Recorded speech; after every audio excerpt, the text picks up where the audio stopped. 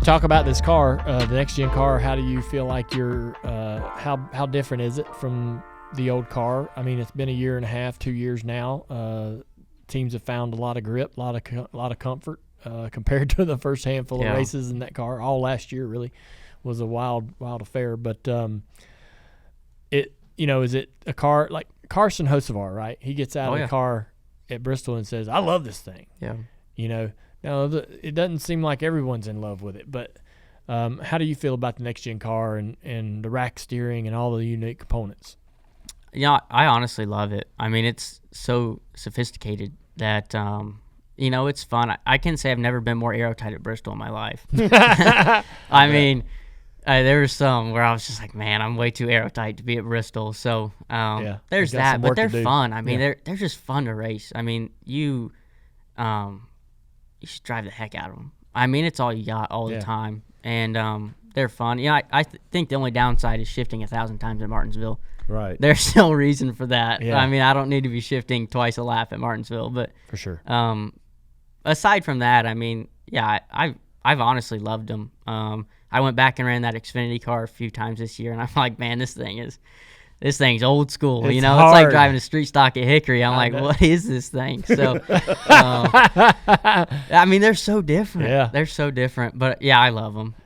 Talking to drivers and looking at S&T and stuff, the way you drive the next gen car, say for example, a place like Kansas, is completely unnatural. The way drivers talk about having to, when the car is loose, having to drive it deeper in the corner to create the downforce to get the comfort level up.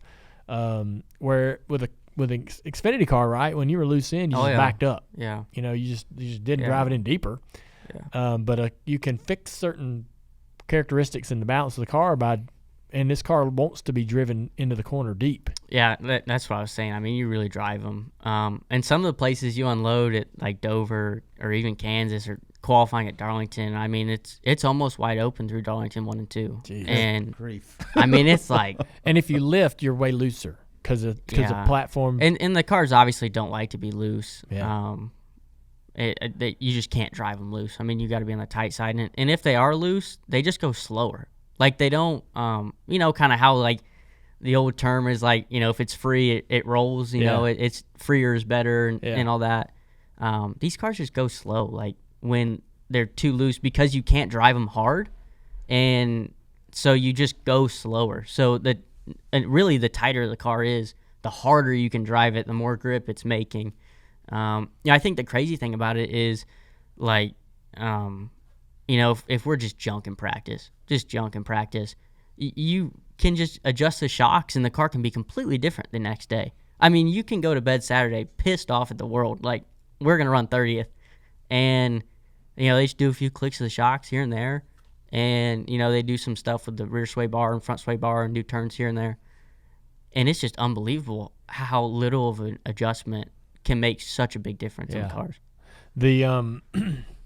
I think the one thing that I thought would be of course I'm not out there driving them, but when the car came in last year, the short sidewall tire and the inability for the driver to know when that thing was coming out from under them was it looked treacherous. It seems like that box has gotten bigger where you actually see the guys slide the cars around slightly. Now, not to the extreme of the older cars and the bigger, the tires that the Xfinity car has, but it looks like you've gained some understanding of how big that box is and how much you can do with that tire.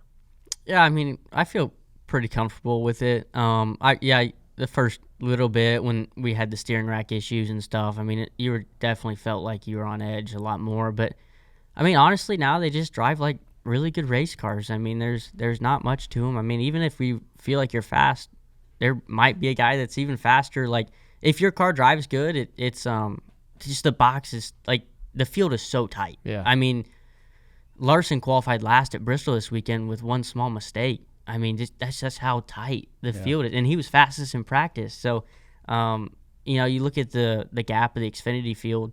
It might be 3 seconds in qualifying, and we're 6-7 tenths. Yeah. So, that's kind of been hard, and then also, I think the biggest struggle for the Cup stuff is the Group A, Group B qualifying. That sucks. If you're in Group A, you might as well. You might as well not even. What'd you say? Yeah. You're screwed. You're screwed. Yeah. I got No, you. it's not. It's not Group, funny. Group B, There's Group really B is not. like 2/10 For or no more reason. faster. The track could get 20 degrees hotter, but Group B always goes faster. Yeah.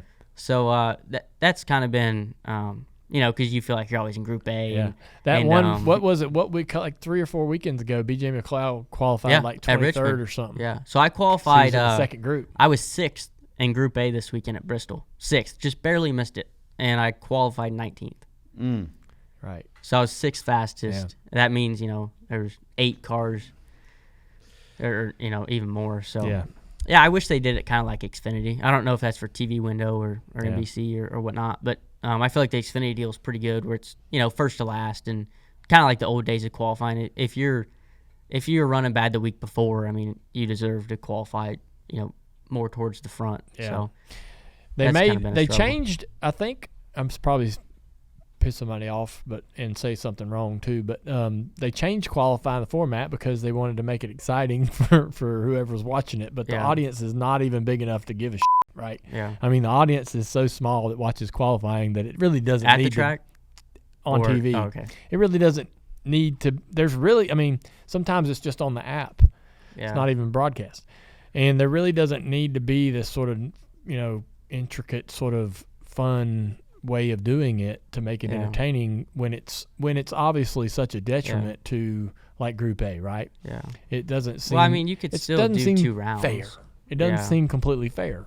It's not. Yeah. I mean, the driver group chat is never happy with qualifying, especially at Richmond when you do it during sunset. Yeah. Like, it's just so unfair. If they just did the metric, start to finish, and then you could still do 2 or 3 groups, however many groups you want, and, trickle it down, it'd be more fair. But like this weekend, I was in a crash at Bristol, finished 35th. So I'll probably be one of the first to go out in qualifying at Texas, and I'll probably, you just go into it. Or I could get lucky and be at the start of Group B and out-qualify most of Group A. So Experience the thrill of the racetrack like you're in the driver's seat with DraftKings Sportsbook.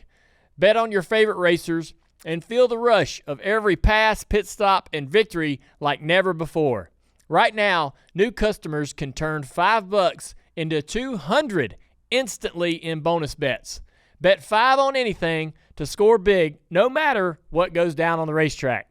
Check out Dirty Modo every Thursday where they will handicap the field and they'll recommend bets to watch for the upcoming race. With props, parlays, and more, you'll have bets to follow all race long.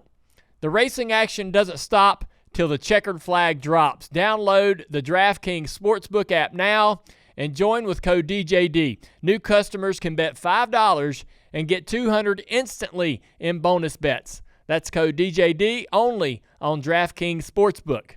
The crown is yours.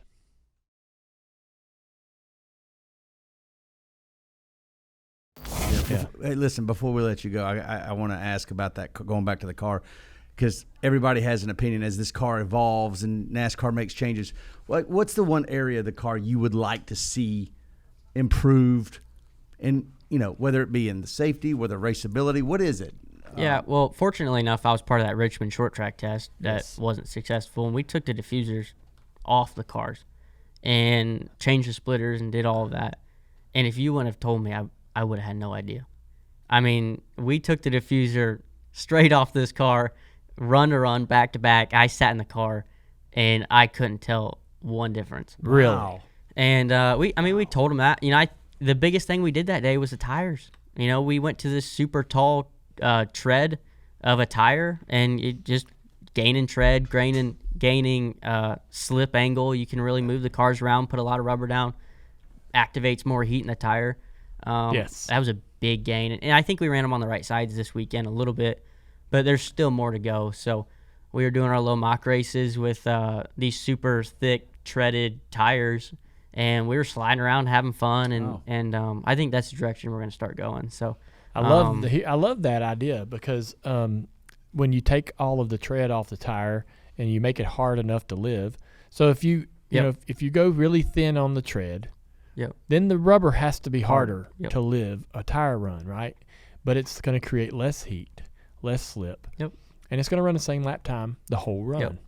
And so they made the tire that you're talking about with thicker tread. When that tread's thick, it creates a lot of heat. That's when you see sort of a bad handling car falling back and a good handling car that's not burning the tires up driving forward. And so that's interesting, man, because I would have bet now the tire conversation you're making makes 100% perfect sense, but I would have never guessed that taking that diffuser off didn't do nothing, or you didn't feel it. Yeah. Goodness gracious. Yeah. Like this weekend at Bristol, we had too much right for a camber in with the tall tread. We were coring the right front, everyone. So, but if it was the old tire, we were on the same camber last year, we didn't do that. It'd have been fine. So it's just evolution and things. They were coming over we were listening on the broadcast to the radio, and a couple of cars had quartered tires. Everybody was wearing tires, right? Yeah. And you're like, holy shit, we haven't heard this in forever. Yeah. Unfortunately, the rubber's still hard enough. They still run the same speed. We weren't falling off. No. Yeah. You're running on the cords. It was like 16-1 every lap. Yeah. Wow. Wow. But it was running the same, like that was the very first time that I've ever heard that, which I did not think would even be possible. Right. To make a tire that would wear out to the cords but still run the same lap time every lap. It's illogical. Till it got to the Well, cords. so Goodyear's been super interesting. Last thing here, they've been in a lot of our driver meetings that we have now, and a lot of the stuff that Goodyear used to be able to use, they just can't because of government policies and the green tire. The green tire and stuff like that. So they're putting a really small box of things that they're allowed to even produce now because of all of that. I know. So we used to rubber the tracks down, we used to, a lot of the things that we're wanting the tire to do to the racetrack is not quite possible because of the chemicals that they're not allowed to use anymore. Now that's as far as I know. Yeah. Like I don't know. Yeah, me too. Detail. But it's not. You can't go back to the old days. A lot of people they'll get on Twitter and start going off, and you just can't. It's fun just, to say that though. It's fun to say. Yeah, it's fun to be a guy. Yeah. What about one last thing before we let you go? I want to ask you about the schedule. A lot of talk about the schedule changing, which I think is fascinating and fun. But out of the rumors, I'll list a few. Maybe you know some more. There's some that you like and don't like, but no more Dirt Bristol. Yeah. Thoughts? Did we need to be there? I don't think so. I ran 6th there, and obviously I'm a dirt guy, so I enjoyed it. But I don't know. Yeah, I'm glad no Dirt Bristol. I like dirt. I think we could race at dirt somewhere. Yeah, I think it. But needs to be a dirt track. think it should be a real dirt track, right? That has history. Yeah. Has real dirt history, right? Like Eldora or somewhere. Where would you go? Where would you take the Cup car? Oh man, there's plenty good. Plenty of places. Yeah, Eldora always put on a good show though. Yeah. Classic. Let's see. Going back to Chicago, street course. Of course, you had a good run there. Yep, that's good. NASCAR did an awesome job with that weekend. Just besides the rain, phenomenal weekend, and hopefully it stays dry next year and they can have the concerts and everything. But what they did for the drivers, and it was really thought out, well planned. Definitely loved it. The rumor is up in the air on whether we get to Montreal or not. Have you ever raced there? No. Would you want to? No, I don't even know. Is that a street course? Is that a you don't even know? I don't even know. Oh, you got to remember, I came into sport late. I know, but you can Google. It's a road course, true road course. Okay. It's apparently, I've never been there, but it's apparently insanely beautiful. And it's in Montreal, or it's on the water on an island. Oh, wow. Yeah. Right. Yeah. We've raced Xfinity there before, but I've never personally been. But I liked Mossport. We went up there with the trucks. I won that race once. It was Ron Fellows owns that joint. Yeah, Ron. Yeah, he's a good dude. LA Coliseum's back because they announced that. Dale's a big fan of LA Coliseum. Man, I tell you what, that's about the only place I run good at, and I don't like it. You don't like it either? It's the only place I run good at, and I don't like it. I just think it's so. I don't know. I love the idea of racing in LA and downtown, and I love the pompous sort of celebratory energy about it. There's just not that many people there. I don't like the physical track. Oh. I don't like the idea of just, we're going to let's pave this. Yeah. It's not a track. I just wish there was more people there. Well, okay. They can work on that. It feels like there's people there. Man, I don't know. The second year we wasn't as big as the first. Yeah, it's the same thing. How long till it wears off? it's kind of run its course in my feelings. But So here it the is. Mexico Series would be fun to watch, though. I know, right? Yeah. They should let the winner drive in the. Yeah. Yeah, so, I don't know. And the Rick Ware second car. There Yeah. you go. Yeah. There you go. What other rumors in the I don't know. schedule are there? That was the one I was eager to get to because I knew Dale was. Yeah. They're talking I about get a him going. double header somewhere. Would you do it? I mean, we used to do those. We did one Yeah. at Pocono. Yeah, it's good, especially probably with this car. I mean, Yeah. it's probably be pretty easy. Not a lot of wear and tear. That'd be good Yeah, as long as I get another weekend off. right. You don't care where you're racing. No, You're just lucky to have give a me the job. schedule. I'll be going. Yeah. Hey, if you like that video, like and comment below, and don't forget to subscribe so you'll never miss another piece of Dirty Mo Media content.